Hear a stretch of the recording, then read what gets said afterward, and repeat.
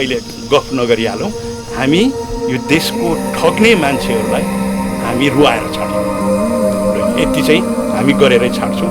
र भावी गोर्खा भर्तीको विषयमा के गर्ने, सिङ्गापुरलाई के गर्ने, ब्रुनाईलाई के गर्ने र युकेमा कसरी राख्ने। कतिले सोध्छन् कसरी आउने मामा भनेर भन्छन्। हामी घिच्दैनौँ होइन, हामीले घिच्ने चलन छैन। हामीले घिच्यौँ भने हामी जिउँदै मरेनौँ।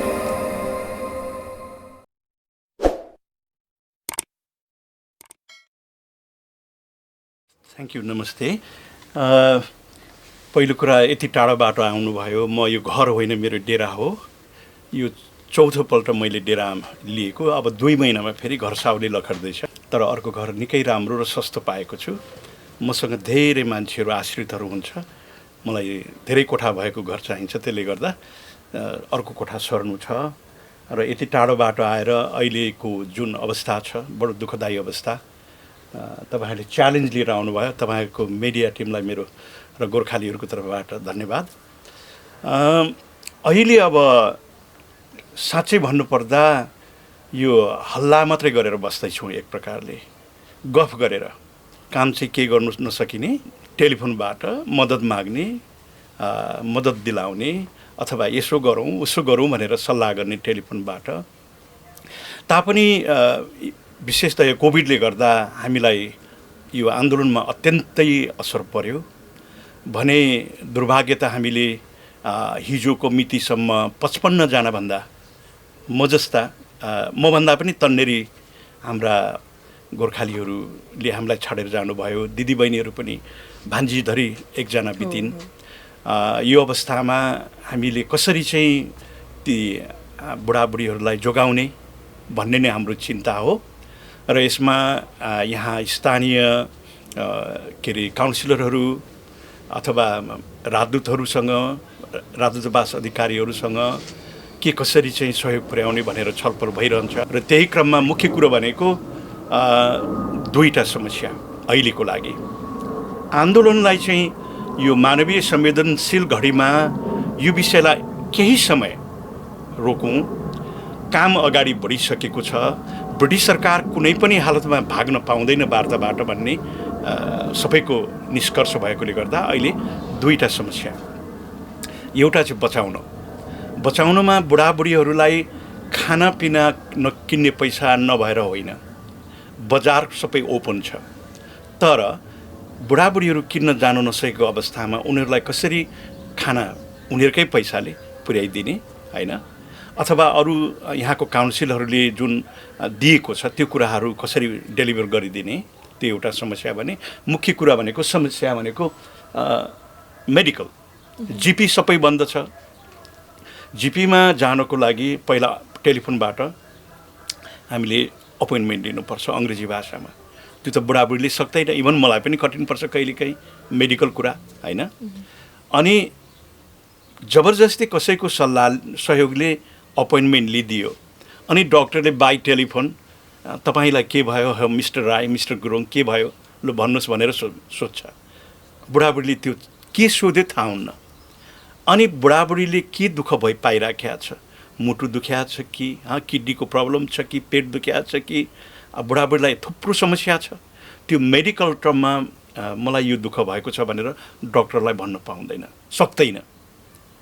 अनि डक्टरले के हो वास्तविक समस्या त बुझ्न नपाएपछि दबाई कसरी प्रिस्क्राइब गर्ने। अनि जबरजस्ती कसैको सल्लाह सहयोग लिएर डक्टरले प्रिस्क्राइब गरिदिन्छ, दबाई लिनु जानु सक्दैन। दबाई पायो लो जबरजस्ती, त्यो दबाई कसरी खाने, कति समयमा खाने होइन, त्यो थाहा हुन्न। त्यसले गर्दा सबैभन्दा समस्या भनेको चाहिँ बुढाबुढीहरू कोभिडले भन्दा पनि त्यो उनीहरूसँग भएको जुन मानवमा हुने, मानिसमा हुने रोग छ नि, पुरानो रोग अथवा नयाँ अन्य रोगहरू लागेर नै धेरै मान्छे बित्ने सम्भावना भयो। त्यसले गर्दा हामी राजदूतावाससँग, अब हामी त अभियान गर्ने मान्छे हो, आन्दोलन गर्ने मान्छे, हाम्रो कुरा एमओडीले सुन्दैन होइन। त्यसले गर्दा च्यानल भनेको राजदूतावास हो। उहाँ मार्फत ल हामीलाई पहिलो कुरा बुढाबुढीहरू अङ्ग्रेजी बोल्न सक्दैनन्, यो समस्या छ भनेर मैले जुन अघि बताएँ। हामीलाई करिब 11वटा सहरमा गोर्खालीहरू छरिएर बसेको छ। त्यस ठाउँमा राम्रो अङ्ग्रेजी बोल्ने दोभाषी मान्छे सरकारले नै खर्च गरेर तलब दिएर राख्नु पर्यो। कोइसक छैनन्। बेलायतमा नेपालीहरूको ठुलो जनघनत्व छ, सबैले मद्दत गर्न खोज्छ, तर त्यो भनेको भोलिन्टियर जब हो, कुनै जिम्मेवारी हुँदैन हैन। त्यसले गर्दा सरकारले नै नियुक्त गर्नुपर्छ, सरकारले खर्च गरेर भन्ने त्यो एउटा माग हो। त्यो हामीले अगाडि बढायौँ लिखित रूपमा। तर यहाँ महामहिम राजदूतहरूले कुरा अगाडि बढाउनु भयो।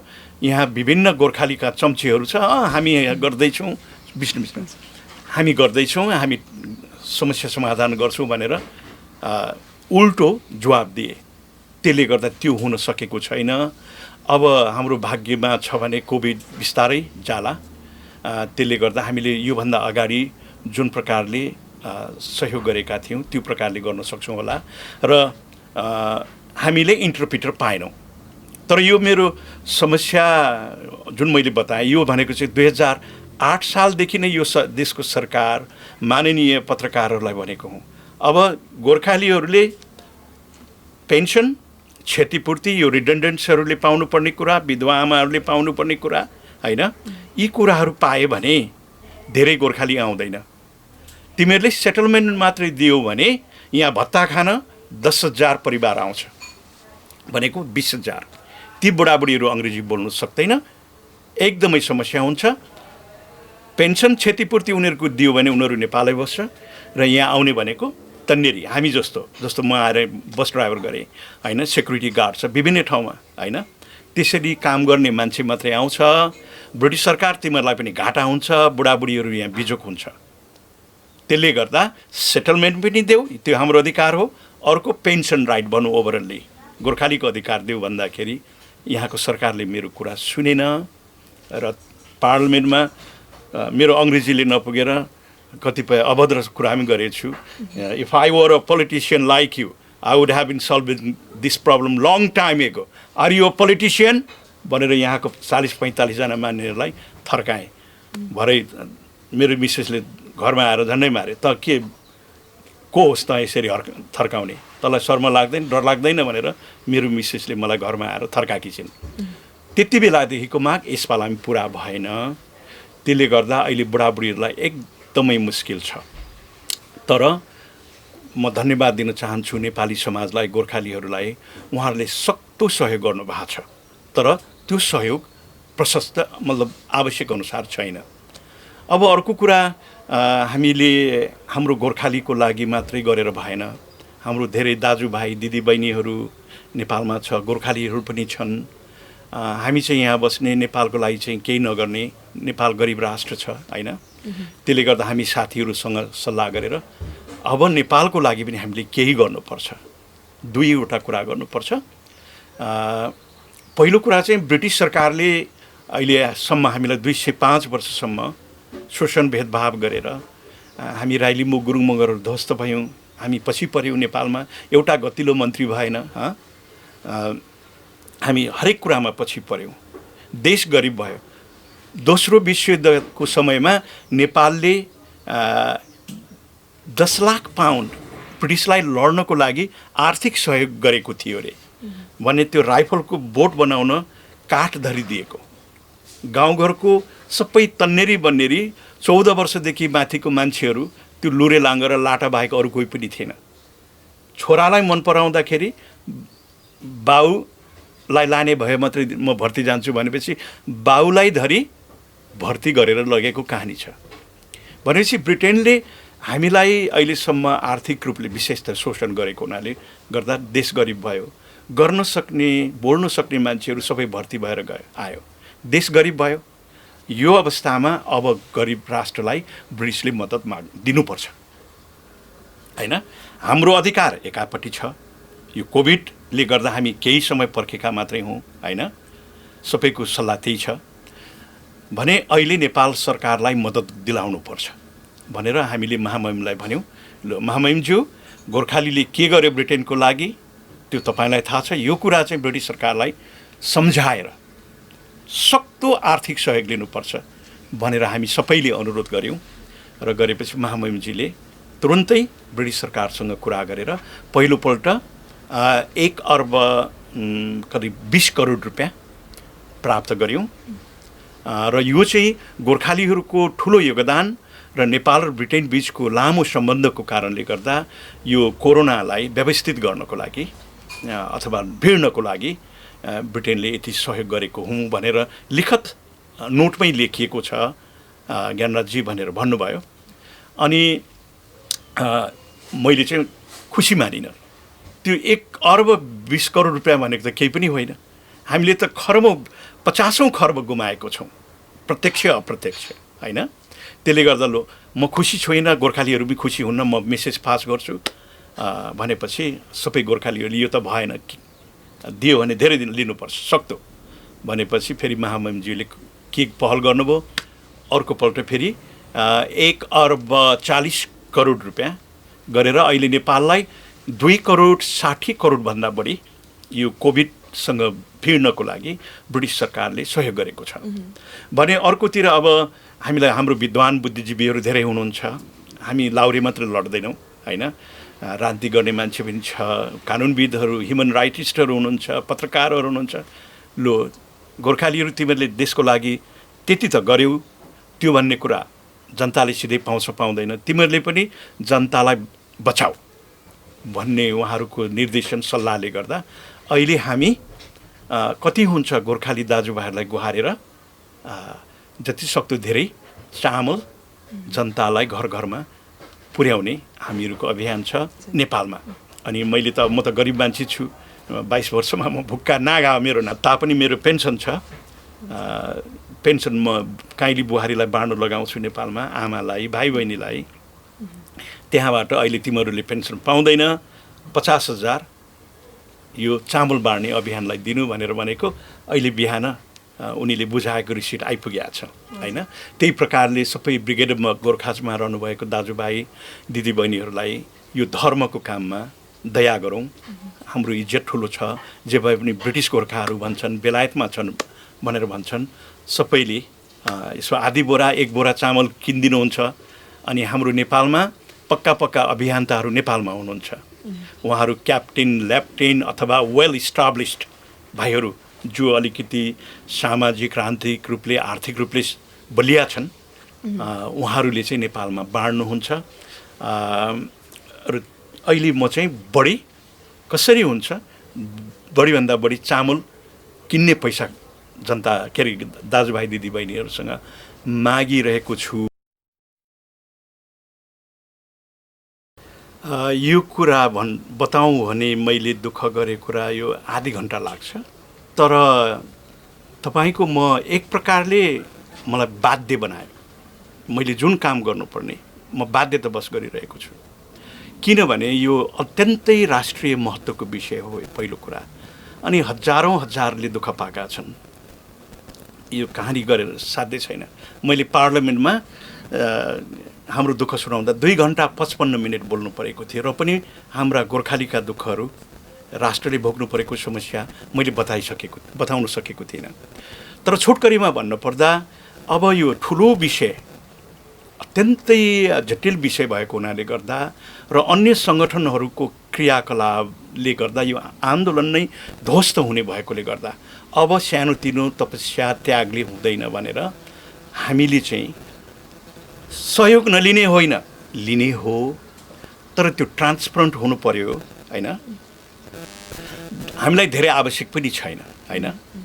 त्यसले गर्दा सहयोग लिने, आएको सहयोग चाहिँ हामी अभियन्ताहरूले खर्च नगर्ने, आफ्नो खर्चले गर्ने भनेपछि आफूले त जुन प्रकारले बोलेको कुरा त पुर्याउनु पर्यो। त्यही क्रममा अहिले तपाईले घर छैन भन्नुहुन्छ मेरो बेलायतमा, नेपालमा पनि छैन। मेरो 41 आना जग्गा थियो काठमाडौँमा। मेरो बुवा ठुलो मान्छे, राष्ट्रिय पञ्चायतको उपाध्यक्ष है, हामीहरूको ठुलो सम्पर्क थियो काठमाडौँमा। अरू गोर्खालीले 5 लाखमा किन्ने जमिन म 1 लाख 2 लाखमा किन्थेँ हैन। त्यसरी मेरो 41 आना जग्गा थियो, त्यो पनि बेचेँ। पहाडमा हामीहरू मैले अलिकति जग्गा किनेछु, बुवाले किन्नु भएको छ, हाम्रा जिजु बराजुहरूको सम्पत्ति, त्यो मैले लिन मिल्दैन। किनभने घर परिवारमा कहिले काहीँ ठाकठाक ठुक्ठुक पर्छ नि, होइन? त्यो क्रममा मैले मेरो बाउको अंश अथवा मेरो अंश मैले किनेको पनि लिएछु भने मेरो चिहान होस् भनेर मैले कसम खाएको थिएँ। त्यसो हुनाले गर्दा मेरो पहाडको सम्पत्ति पनि मैले लिन मिल्दैन, होइन? तपाईँ विश्वास गर्नुहुन्छ? उपाध्याय ब्राह्मण नेपालको first chief engineer Virendra Keshari Pokharel, उहाँ संस्कृतको प्रकाण्ड विद्वान, अङ्ग्रेजीको त्यस्तै विद्वान, उहाँले चाहिँ मलाई सानै बच्चादेखि हेरिराख्नु भएको थियो। बाबु तैँले केही गर्छस्, यो जमिनमा बसेर तैँले समाजको सेवा गर्नुपर्छ। हामी बुढो भयौँ, तेरो बुवा पनि बुढो भए भनेर मलाई सित्तैमा उपाध्याय ब्राह्मणले 1 रोपनी 7 जग्गा दिक्तेलको सहरमा, अहिले त्यो जमिन 1.5 करोडमा पनि पाइन्न, त्यो जमिनधरि बेचियो। इराक गएर 7 महिनामा मैले करिब 23 लाख रुपियाँ कमाएको थिएँ। त्यो पनि आन्दोलनमै गयो। युकेमा आइयो। तपाईँलाई भनौँ, कहिलेकाहीँ माननीयहरूलाई भेट्न जाँदाखेरि भोक लागेर त्यो त्यति बेला चाहिँ कुखुराको साप्रा कुखुरा सग्लै कुखुरा चाहिँ रोस्ट गरेर बाटोमा स्ट्रिटमा देखिन्थ्यो क्या। त्यो बाटोमा त्यो कुखुराको रोस्ट देख्दाखेरि मुखमा थुकाउँथ्यो। त्यसमा म खैनी खाने, त्यो भोको पेटमा खैनी र त्यो कुखुराको साप्रा देख्दाखेरि मुखमा राला सिघान भइन्थ्यो। त्यसरी आन्दोलन गर्ने क्रममा बस ड्राइभरको नोकरी पाएँ। अब म पहिला पल्टनमा म एक्जामिनर हो, ड्राइभर इन्स्ट्रक्टर हो, होइन? तर त्यो काम गर्नु भ्याइनँ। अनि पढ्नुपर्छ धेरै, त्यो फेरि नयाँ लाइसेन्स लिनको लागि त्यो अलिकति मलाई क्षमता भएन। अनि म बस ड्राइभर गरेँ। करिब अहिले छोडेको त 2 वर्ष भयो। अनि मेरो मिसेसले चाहिँ बस धुन्छन्, बाहिर धुनु पर्दैन, भित्र चाहिँ झिलिक्कै बनाउनुपर्छ। उनीले 12-13 ल्याउँछिन्। म बस ड्राइभर हुँदा 2000 मिनिमम पनि कमाउँथेँ। जोस् हामी दुईजनाले कमाएको सम्पत्तिले घर किन्ने भने यस्तो घरहरू 2-3टा चाहिँ किनिसक्थेँ होला। तर यत्रो राष्ट्र र समाजको सेवा गर्न पाछु, होइन? कस्तो कस्तो एकलामा विधवाहरूको, होइन, दुःख पाएको मान्छेहरूको, टुराटुरीहरूको नेपालमा सेवा गर्नु पाछु। अब मेरो पेन्सन कुनै पनि हालतमा गोराबर बनाएरै छाड्छौँ हामी, बुझ्नुभयो त? क्षतिपूर्ति लिएरै छाड्छौँ, होइन? अहिले नै मेरो ब्रिटिसले ढाँटेर दिएको पेन्सन पनि करिब 72,000 छ। म मरिन्जेल पाइहाल्छु। अब हामीले स्टेट पेन्सन यो देशमा जति पनि गोर्खालीहरूले नोकरी गर्यो त्यो बापत स्टेट पेन्सन दिएको छैन। यदि स्टेट पेन्सन हामीले लियौँ भने मेरो आर्मीको करिब 20 वर्ष, बस ड्राइभर गरेँ 10 वर्ष बढी, 30 वर्षको मेरो स्टेट पेन्सन पनि पाउँछु, बुझ्नुभयो त? सबै गोर्खालीले पाउँछ, होइन? त्यसले गर्दा स्टेट पेन्सन अनि मेरो क्षतिपूर्ति, मेरो पेन्सन गोराबार भयो भने अहिले करिब म W2 को 1300 पाउन्ड हुन्छ, बुझ्नुभयो त? अनि स्टेट पेन्सन 30 वर्षको जोड्यो भने करिब 600-700 पाउन्ड हुन्छ। कति भयो? करिब 1800-2000 पाउन्ड मैले पाएँ भने मलाई किन चाहियो? अनि बढियाले मेरो मिसेसले काम राम्रो पाकी छे, सबैले मन पराउँछन् कम्पनीमा, होइन? उनीले 12-1300 ल्याइहाल्छन्। मलाई डेरा भएर 300-450 पाउन्ड काउन्सिल ट्याक्स गरेर हो, होइन? मलाई खानु पुग्छ। र अहिले चाहिँ म हिँड्दा डुल्दा काहीँ सभा सम्मेलनमा चाहिँ ऋण खोजेर हिँड्दैछु। र मलाई किन डाँट्ने? मलाई करिब 40-45 लाख रुपियाँ ऋण छ, भगवान् कसम। तर मैले कसको ऋण लिएको छु?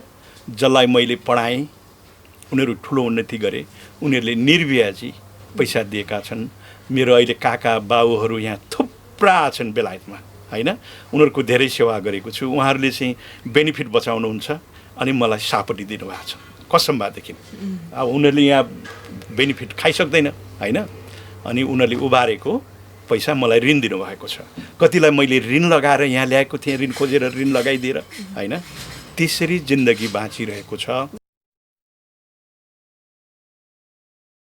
अघि नै भने पहिलो कुरा चाहिँ म सुरुमा म बाध्य भएर अन्य गोर्खालीहरू सङ्गठनहरूको क्रियाकलापले गर्दा यो आन्दोलन ध्वस्त हुन्छ भन्ने डरले आर्थिक अनुशासन, राजनैतिक अनुशासन म अहिलेसम्म कुनै पार्टीमा छुइनँ होइन। सबै गोर्खालीको हितमा काम गरून् सबै पार्टीहरूले भनेर त्यतापट्टि म अनुशासित भएर बस्ने कोसिस गरेको छु र छु भने कामको दौडानमा जति मैले अनुभव गरेँ, म एउटा लाउरेले यो देशका सयौँ माननीयहरूसँग यसरी प्रत्यक्ष कुरा गर्न पाएँ।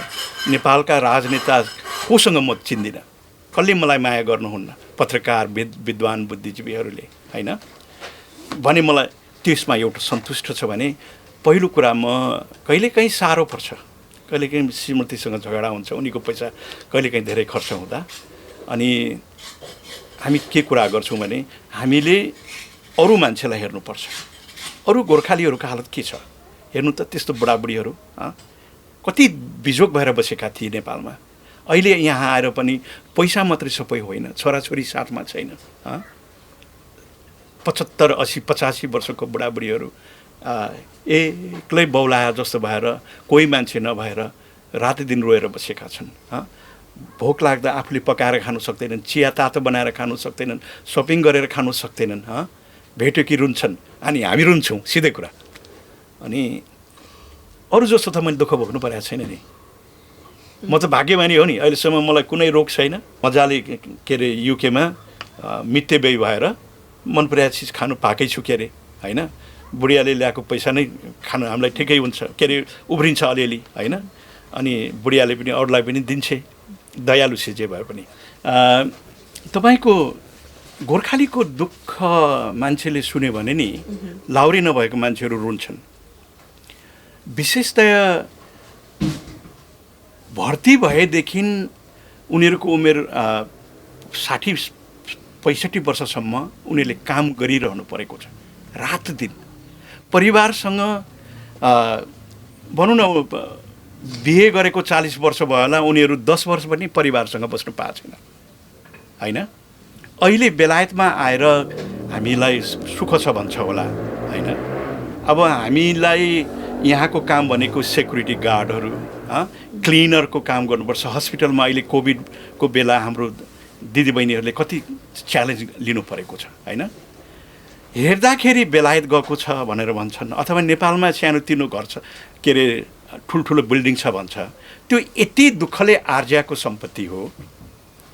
पल्टनमा 20-22 वर्ष 15 वर्षदेखि कतिले 30 वर्ष नोकरी गरे, त्यहाँदेखि केही गर्न नसकेर सुल्तानको नोकरी गर्यो, साउथ अफ्रिकामा गयो, अरबियन कन्ट्रीमा गएर कति मान्छे हाम्रो मरे, बुझ्नुभयो। त्यो खतरा काम, विशेष त हाम्रो गोर्खा इन्जिनियरको मान्छेहरू, उनीहरू चाहिँ हामी चाहिँ बम डिस्पोजल गर्ने तरिका सिकाएका हुन्छौँ। त्यसले गर्दा धेरै मान्छेहरू मरे। इराकमा कति मान्छे मरे त्यो गन्ती नै छैन होइन। हामी त जबरजस्ती बाँचेर एक छाक खाएर नेपालमा दुःखले हाम्रो छोराछोरीको लागि केही गर्न प्रयास गरेका मात्रै हौँ। तर गोर्खालीको जतिको जिन्दगी दुःखको अरूको त्यति छ जस्तो छैन होला। सम्पत्ति नै सबै छ, राम्रो हुन्छ भन्ने मान्छेलाई भिन्दै होला, तर सम्पत्ति मात्र होइन, विशेषतः हामी परिवारहरूसँग सधैँ बस्न पाएनौँ, छोराछोरीहरूसँग बस्न पाएनौँ। मेरो मतलब छोराछोरीहरूलाई यत्रो घर भएर पनि हामीले राम्रो गाइडेन्स गरेर पढाउनु सकेनौँ। अहिले यो 1990देखि यता जो पेन्सन गयौँ, त्यहाँदेखि यता भने केही राम्रो छ। पेन्सन पनि हामी लड्दै गर्दाखेरि केही राम्रो भएको छ होइन। भने अहिलेका भाइहरू जो भर्खर पेन्सन आए, उनीहरूले लमसम राम्रो पाए, तलब पुरै त पाएनन्। भन्नाले हङकङमा नोकरी गरेको चाहिँ गोराले खाइहाल्यो, युकेमा आएदेखि चाहिँ गोराबराबर पाएको पैसाले अलिकति केही उन्नति गर्दै हुनुहुन्छ। र अब अर्को खुसीको कुरा के छ भने जो 97देखि यता पेन्सन आए, 1997देखि, र उनीहरूले यहाँ छोराछोरीहरू 8-9 वर्षका ल्याउनु पाए, कतिको यहाँ छोराछोरी जन्मियो, उनीहरूले यति राम्रो उन्नति गरेको छ। त्यो कुरा मैले पहिला पनि तपाईँलाई सुनाएँ होला। छोराछोरीहरू एउटै घरमा 2 जना डक्टर, 3 जना डक्टर, एउटै घरमा एरोनटिकल इन्जिनियर, लोयर बनाउँदैछ। अब भने हाम्रो गोर्खालीको त्यो पुरानो दुःख चाहिँ बिर्सिने अवस्था आउँदैछ होइन। र मान्छेले हेर्दाखेरि लाउरेहरू बेलायतमा बसेका छन् भन्छन् है। हामी यहाँ हप्तामा के अरे 6 दिन 6 रात दिन या रात काम गरेर ओभरटाइम गरेर दुःखले एक छाक खाएर कमाएको सम्पत्ति मात्रै हो। हामीहरू यदि पहिल्यै नै यहाँ इन्डियन पाकिस्तानी मुल्का अफ्रिकन मुल्का मान्छेहरू जस्तो पहिले आएको भए मैले भनिहालेँ नि अहिले 5 जना यो देशको क्याबिनेट मिनिस्टर छन्। माननीय सांसद त हातमा गनेर औँलामा गनेर सकिन्न। न्यायाधीश लोयरहरू इन्जिनियर त कति छन् कति। हाम्रा मान्छे अहिलेसम्म देख्नु भएको छ भर्खर उच्च शिक्षा लिँदैछन्। अबको 10 वर्षमा हामीहरू पनि निकै अगाडि बढ्छौँ। त्यही कुराहरूलाई सम्झेर हाम्रा गोर्खालीहरू पनि नयाँ भाइहरू खुसी छन् होला र खुसी हुनुपर्छ। तर दुःख भनेको चाहिँ 97 सालभन्दा पहिलाका बुढापाकाहरू। म चाहिँ 95 मा पेन्सन गएँ अनि तन्नेरी थिएँ अनि इराक जानु पाएँ होइन। यहाँ बस ड्राइभर गर्नु पाएँ। यदि मैले कमाएको भएदेखि मैले भने यस्ता घर 2-3वटा बनाउन सक्थेँ। अरू त्यो बुढाबुढीले त के पायो लु भन्नुहोस् त। उनीहरूको छोराछोरीहरू साउदी अरब मलेसियामा छन्। दिनमा 1 जना 2 जनाले मलेसियाबाट फोन गर्छ मलाई, मामा हामी कहिले बेलायत आउने। उनीहरूको आमाहरू यहाँ बिजोग भइराखेको छ भनेपछि गोर्खालीलाई हेर्दाखेरि चाहिँ राम्रो देख्छ। भित्र चाहिँ एक प्रकारले बुढापाकाहरूको अत्यन्तै नाजुक अवस्था छ। 2 दिनको जिन्दगी त्यत्तिकै गयो हाम्रो। हजुर मेरो बारम्बार अब मैले त सोध्ने हो सुनाउने हो। हाम्रा वकिलहरू राजु थापा लगायत अन्य पनि विद्वानहरूबाट पनि म सल्लाह सुझाव माग्छु। नेपालमा पनि यही भिसा सम्बन्धमा एक्सपर्टहरूलाई हामीले मद्दत मागेका छौँ। किनभने दलालहरूले पैसा खाइदिन्छ धेरै होइन। र हामीले कति कन्ट्रोल गर्दा पनि उनीहरूले कति मान्छेले हाम्रो गोर्खालीहरूलाई ठगेको कुराहरू आउँदैछ। र अहिले चाहिँ बेलायतमा कुनै पनि सुनवाई हुँदैन। यहाँ जसको मुद्दा परेको छ त्यसमध्येमा अस्ति मात्रै खुसी कुरा सुने यो अदालतहरू ओपन नहुने भएको खुला नहुने भएकोले गर्दा 5 जनाको मुद्दा होम अफिसले विथड्र गरिदियो। जसको अर्थ अब ती 5 जना छोराछोरीहरूले जो फैसला पर्खिनु परेन, होम अफिसले मुद्दा फिर्ता गरिदियो। त्यही प्रकारले यो कोभिडको कारणले गर्दा कतिको मुद्दाहरू अब अगाडि बढ्दैन। अटोमेटिकल्ली फैसला गरेर छोराछोरीले भिसा पाउने सम्भावना देख्दैछु भने नयाँ एप्लिकेन्टहरू जो पहिला यत्रो वर्षसम्म एप्लाई गर्नु सकेनन् पैसा नभएर होइन। हाम्रो मान्छे पनि लाटो छ। कतिले सोध्छन् कसरी आउने मामा भनेर भन्छन्। तपाईँहरू लाटा यत्रो वर्षसम्म के हेरेर बस्नुभयो? यहाँ अहिले 4-5 हजार छोराछोरीहरू आइसके होइन। मामा हामीसँग पैसा थिएन, अलिक कुरा बुझेनौँ, त्यसले गर्दा हामी त अरबमा छौँ, मलेसियामा छौँ, अनि नेपालमै छौँ होइन। त्यो मेसेन्जरमा अहिले त मेरो 5000 मान्छेहरू छन्। त्यसमा धेरै गोर्खालीका छोराछोरीहरू छन् मेरो साथी। अहिले आएर मामा के गर्ने, कहिलेदेखि एप्लाई गर्ने भनेर प्रश्न दिनमा 1-2 आइरहन्छ। अब अहिले जति पनि ब्रिटेनको विभिन्न देशमा भिसा दिने अथवा एप्लिकेसन दिने अफिसेसहरू छ त्यो सबै क्लोज भएको छ र नेपालमा अहिलेसम्म खुलेको छैन। तर अस्तिदेखि अब त्यो भिसा आवेदन गर्दा भिसा एप्लाई गर्दा टिबी केस चाहिँ टिबीको एक्सरे गर्नुपर्छ। त्यो चाहिँ खोल्न सुरु गर्यो अरे होइन। र अब जुन बेलायतले जुन प्रकारले आफ्नो कार्यलाई अगाडि बढाउँदैछ जसको अर्थ यो लकडाउन ओपन हुन्छ। बेलायतमा त अलमोस्ट ओपन नै भइसक्यो र त्यही अनुरूप नेपालमा पनि भिसा अफिसहरू छिटै खुल्छ र हाम्रा मान्छेहरू जो गोर्खालीलाई सहयोग गर्ने मान्छेहरू उहाँहरू तयार भएर सहयोग गर्नको लागि तयारी गर्दै हुनुहुन्छ। र अब यसमा म गोर्खालीहरूलाई के पनि इन्फर्मेसन दिनु माग्छु भने वार्ता छिटै हुन सक्छ अब। त्यो क्रममा हामीले भनिराखेका छौँ भिसाफी गोर्खालीहरूलाई धेरै भयो। पेन्सन छ 200, कतिको त पेन्सन नै छैन। भिसाफी बढाइदिएर अहिले 1700 जति पुर्याएको छ। 2200 देखि झार्यौँ 865 मा, अहिले फेरि बढाइदियो।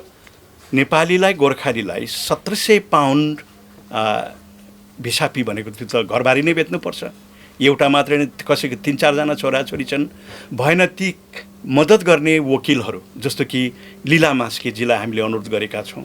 उहाँले 30,000 रुपियाँ लिनुहुन्छ सहयोग गरे बापत। विपिन विक्रम शाहजीले अहिले उहाँले म त सकिनँ भनेर भन्नुभएको छ, सक्तो कमी गरिदियो भन्दा 50-60 हजार कति लिँदै हुनुहुन्छ होइन। यहाँ राजु थापाले 1400 देखि सुरु गर्नुभएको, अहिले म सकिनँ, म अफिस चलाउन सकिनँ भनेर अहिले 1700 पाउन्डमा गर्दै हुनुहुन्छ। अब पहिलोपल्टमा एप्लाई गर्दाखेरि 100मा 8-10 जनाले मात्रै पाउँछन्, भाग्यमानीले मात्रै। त्यो पनि राम्रो कागजपत्र मिलाउनु सक्यो अथवा गोर्खालीको छोराछोरीले आमा बाबाहरू र छोराछोरीको बिचमा जुन भावनात्मक सम्बन्ध, आर्थिक सम्बन्ध होइन, त्यो एकदमै प्रगाढ भएको, छुट्नै नसक्ने होइन, अथवा छुटिएको हुनाले धेरै दुःख पाएको कुराहरू बताउनु सक्यो भने केहीले पाउँछ, होइन भने मुद्दा लड्नै पर्छ। त्यसो भएपछि अनि फेरि वकिल खर्च 1700 दिनै पर्यो, कोर्ट फी 140 दिनै पर्यो, 1840 भयो होइन। भनेपछि एकजना छोराछोरी बराबर 4-5 हजार पाउन्ड खर्च हुन्छ। त्यसले गर्दा अहिले चाहिँ हामी यो भिसाफी हट्नुपर्छ, वाइप आउट हुनुपर्छ होइन, 1 नम्बर। 2 नम्बर कुरा यो उमेरको हक कुनै पनि राखिनुहुन्न होइन। जस्तो कि यहाँकै मन्त्रीहरू छन्, इन्डियन मन्त्री, मैले सोधिसकेँ तपाईँ यहाँ जन्मिनु भएको कि अर्कै देशमा भन्दा म यहाँ आउँदा 5 वर्षको थिएँ राईजी भनेर भन्नुभयो। नाम पनि लिन्छु, मेरै एमपी होइन। 5 वर्षको मान्छे यहाँ आएर उच्च शिक्षा लिएर यहाँ अहिले क्याबिनेट मिनिस्टर हुनुभएको छ, बुझ्नुभयो त। त्यस्तो उन्नति गरेको छ। तर हाम्रो छोराछोरीहरू अहिले भिसाफी तिर्नु सकेका छैनन्।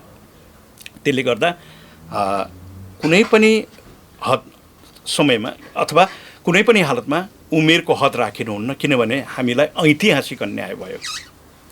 जस्तो कि ऊ 5 वर्ष 6 वर्षको हुँदा नै आउनु पाएको भए यो देशमा मन्त्री भइसक्थ्यो नि त, अथवा इन्जिनियर भइसक्थ्यो। मलाई सबैभन्दा चित्त दुख्दो कुरा चाहिँ, म रेसिस्ट होइन है, अदालततिर जान्छु कहिलेकाहीँ 1-2वटा मुद्दामा गएँ, भरे न्यायाधीश हुन्छन् अर्कै जातका, अर्कै जात अरे अर्कै रङका, अफ्रिकन मुलका। यति चित्त दुख्छ मलाई। त्यो मुद्दा उसले सुनिरहेको बेला फैसला गर्ने समयमा जुन बहस हुन्छ नि, हाम्रा वकिल पनि इन्डियन पाकिस्तानी हुन्छन्, ब्यारिस्टरहरू, न्यायाधीश पनि होइन अफ्रिकन मुलका, पाकिस्तान मुलका, इन्डियन मुलका हुन्छन्। अनि साह्रै धिक्कार लागेर आउँछ मलाई। अनि म त्यही भएको हुनाले गर्दा मेरो मन अलिक छोरी मान्छेको जस्तै हुन्छ, सानो छ क्या, साह्रै चित्त दुख्छ। उहाँ बस भइराखेको छ, मेरो मन चाहिँ त्यतापट्टि रोइराखेको हुन्छ। त्यस्तो अवस्था छ। र अहिले चाहिँ हाम्रो छोराछोरीहरूले त्यति नतालिनु। यति हो कि यहाँ बाबाआमा अत्यन्तै वृद्ध छन्, सबैकै छन्, तर स्वास्थ्य राम्रो छैन भने त्यो अवस्थामा एप्लाई तुरुन्त गर्नु, होइन भने 1-2 महिना 2-3 महिना पर्खन म सजेसन दिन्छु।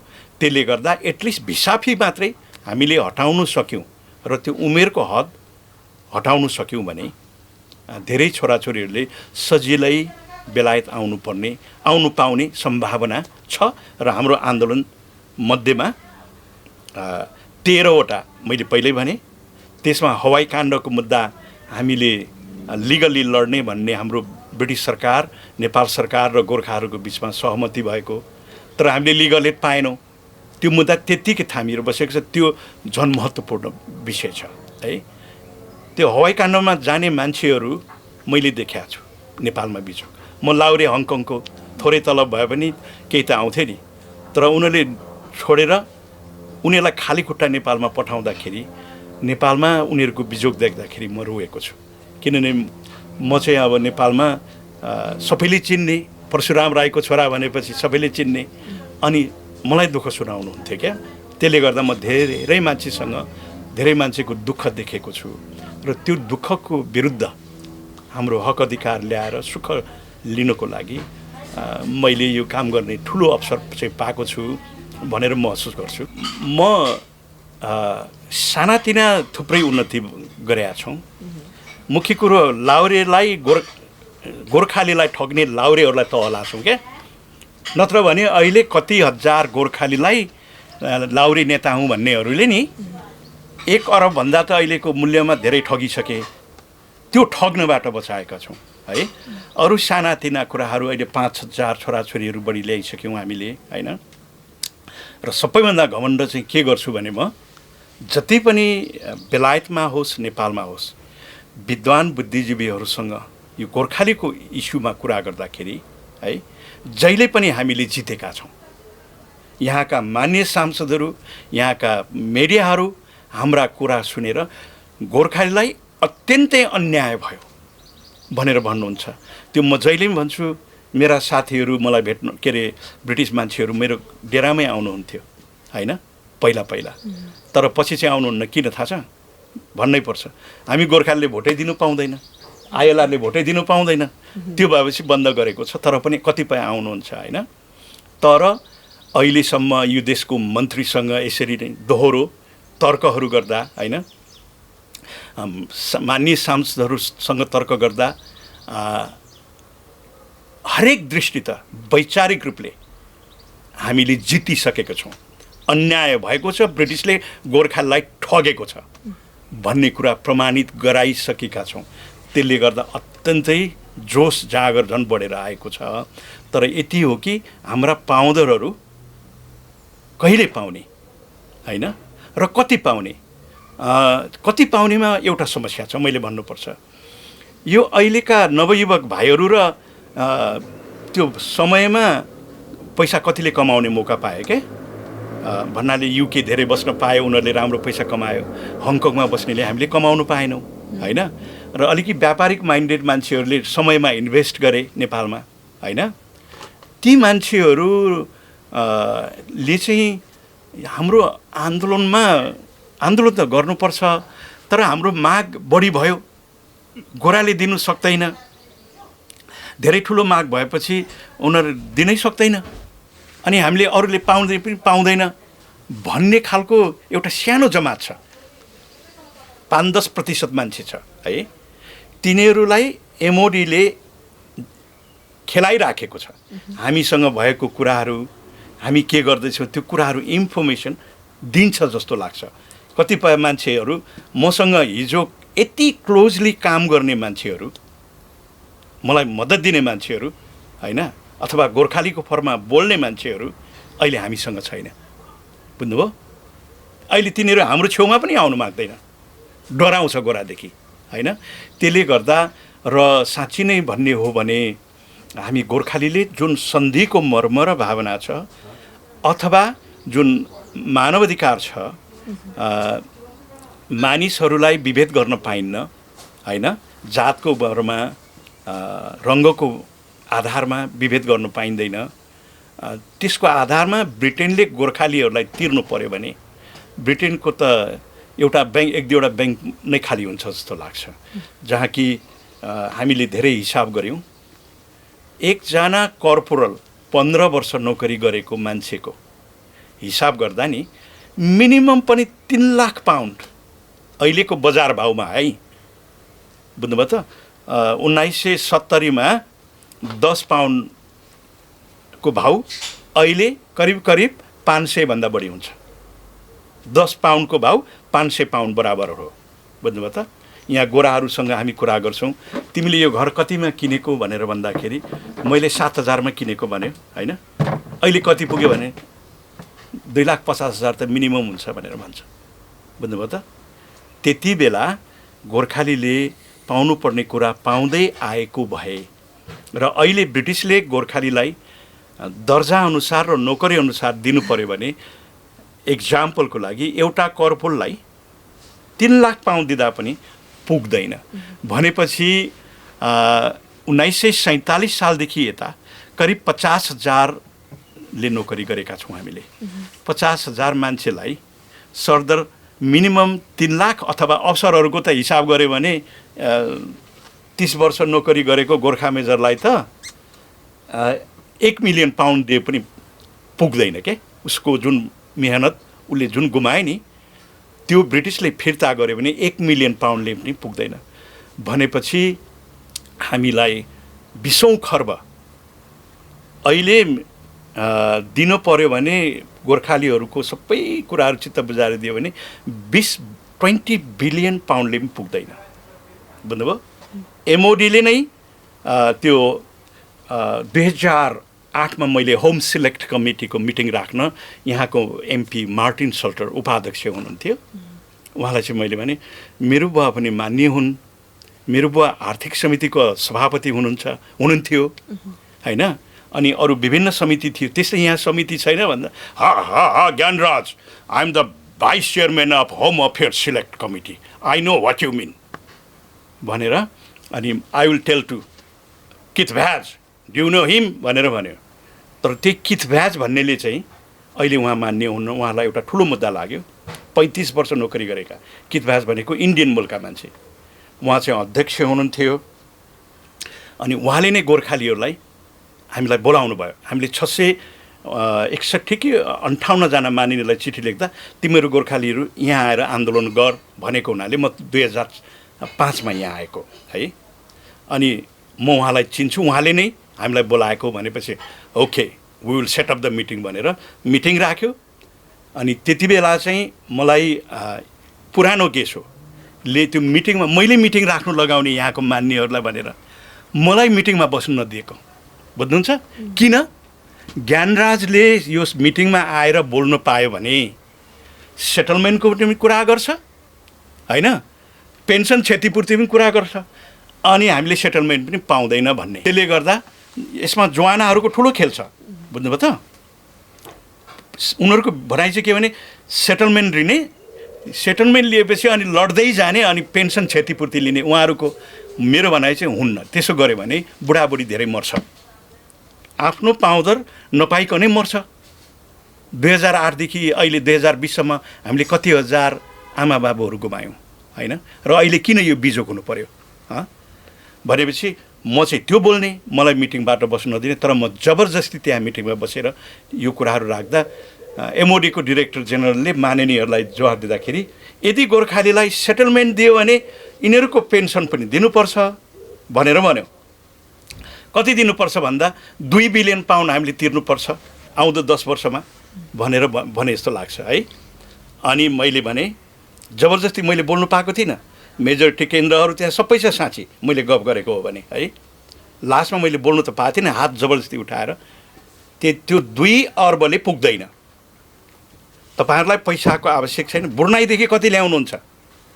बुर्नाईको सुल्तानले कति तिर्दैछ एमओडीलाई होइन भनेर प्रश्न राख्दा किथ भ्याजले mister Rai the meeting is over भनेर डाङ डाङ गरेर सकियो। मेरो कुरै सुनवाई भएन होइन। र अहिले आएर यो सबै हामी गोर्खालीहरूको एउटै विचार नभएर, एउटै आवाज नभएर हामीले दुःख पाएका हौँ। अहिले मात्र मेरो राजदूतावास अधिकारीहरूसँग कुरा भयो। हिजोस्तिको मिडियामा हेर्नुभयो होला, नेपाल र ब्रिटेन बीचको परराष्ट्र मन्त्रीहरू बीच टेलिफोन वार्ता भयो र जसमा त्यो वार्ताको क्रममा यो कोभिडको जुन अवस्था छ त्यो बिस्तारै हटेपछि नेपालको आर्थिक समृद्धि, नेपालको विकास गर्नको लागि बेलायतले नेपाललाई सघाउने वचन बेलायती मन्त्रीले दिए। त्यो मिडिया सुनेपछि दुनियाँ गोर्खालीहरूले मलाई प्रश्न के गर्दैछन् सामाजिक सञ्जालमा भने अब ब्रिटिसले नेपाल सरकारलाई फुरुक्क बनाएर गोर्खालीहरूको हक अधिकार के अरे ढुवाङमा लाउने भयो होला, लोभिन्छ किनभने गरिब देश छ होइन, बोल्न सक्दैन होला नेपाल सरकार, के गर्ने भनेर मलाई सर्वत्र क्वेसन छ। मलाई मात्र होइन, हाम्रो अधिकारीहरूलाई, सरी हाम्रा अभियन्ताहरूलाई, म मात्रै अभियान गर्ने होइन नि, मेरो साथीहरू रातभरि ड्युटी बसेर अहिले कतिजनासँग कुरा गर्दै हुनुहुन्छ होइन। र हामीलाई यो प्रश्न छ र हामीले सोधेका छौँ। हामीले राजदूतावास अधिकारी मात्र नभएर नेपालमा हाम्रो विद्वान बुद्धिजीवीहरू हुनुहुन्छ, जस्तो कि यो केसलाई अहिले नागरिक अभियान समिति, लाउरे मात्र होइन, नेपालका ह्युमन राइट्स लोयर्सहरू, जर्नलिस्टहरू, राजनीतिज्ञहरू, साहित्यकारहरू, विभिन्न लेखकहरू, त्यस्ता मानिसहरूलाई युवराज सङ्ग्रोलाजीले लिड गर्दै हुनुहुन्छ होइन।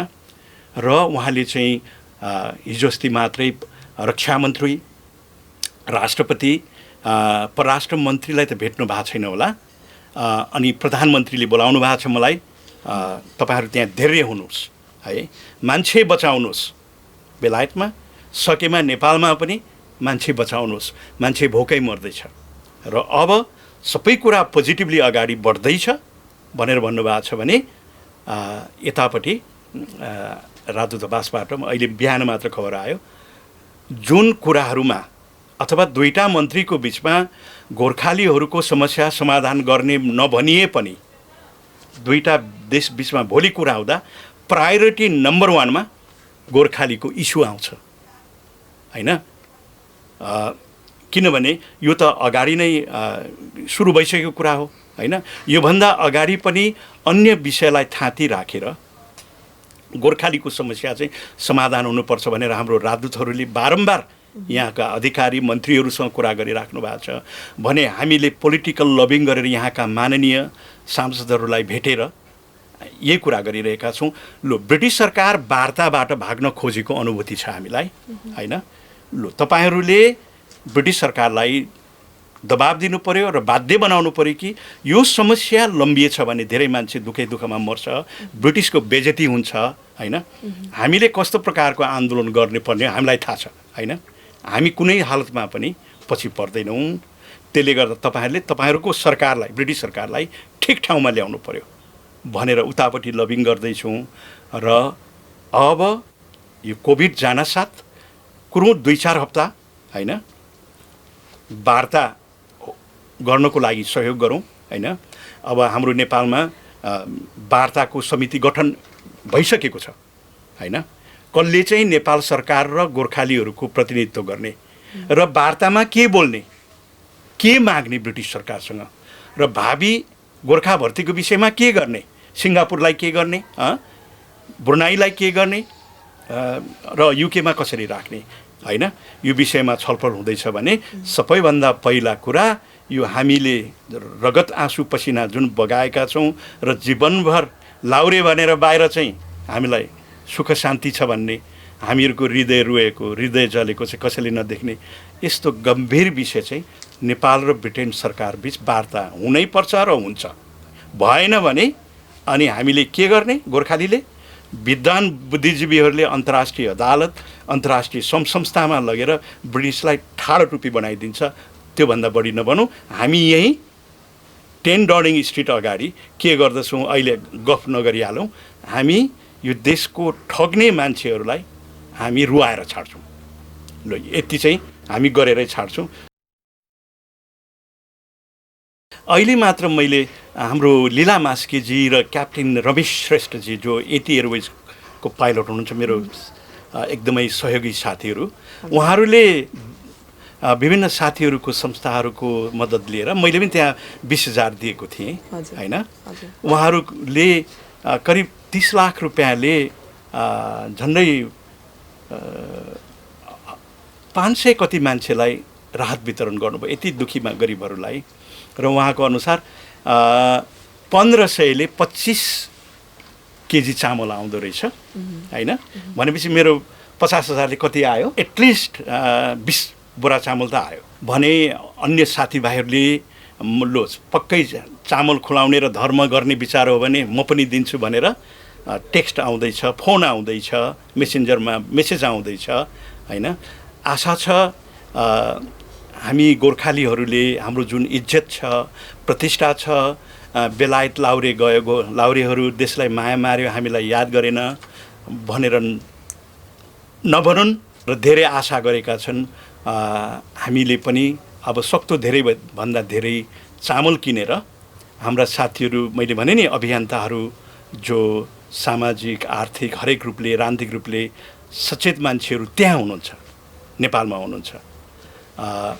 उहाँहरू मार्फत विभिन्न ठाउँमा लीला मास्कीजीहरूले पीडित पक्षहरू कहाँ छन् होइन, युनिभर्सिटीमा मान्छे खानु नपाएर मरिराखेका छन्, उहाँ रुकुममा घटना भइराखेको छ, बोर्डरमा मान्छे आएर क्वारेन्टाइनमा कसरी बसेको छ खानु नपाएर होइन। हुन त हामीले धेरै त गर्न सक्दैनौँ, तर पनि सरकारले गर्न नसकेको खण्डमा सरकारसँग संयोजन गरेर कुन ठाउँमा चाहिँ हामीले वितरण गर्ने, नेपालमा भएको साथीहरूले विद्वान बुद्धिजीवीहरूले ल यो ठाउँमा गएर गरिबलाई भात खुलाऊ बचाऊ भनेर हामीलाई सल्लाह दिनुहुन्छ र हामीले अहिले सुरु गरिसक्यौँ। पैसा उठ्दै गर्छ, काम उहाँ गरिब जनतालाई हामी बचाउँदै गर्छौँ। त्यसले गर्दा म तपाईँले यत्रो टाढोबाट आएर तपाईँहरूले मद्दत दिनुभयो, यसको लागि हामी आभार व्यक्त गर्दछौँ र सम्पूर्ण गोर्खाली दाजुभाइहरूलाई एटलिस्ट एक बोरा चामल त दिनुहोस्। हामी गिज्दैनौँ होइन, हामीले घिच्ने चलन छैन होला, तलमाथि काहीँ काम गर्ने क्रममा के भयो होला, कसैले के गर्यो होला होइन, त्यसमा हामी जिम्मेवारी लिन्छौँ नै। तर पनि यसरी पवित्र काममा, पुण्य काममा, धर्मको काममा कसैले तपाईँहरूले हामीलाई चामल किनेर बाँड भन्नुभयो भने हामीले घिच्यौँ भने हामी जिउँदै मरेनौँ, जिउँदै कोहेर मर्नुपर्छ। अनि अहिलेसम्म जति काम गरियो त्यो सबै खाल्डामा जान्छ।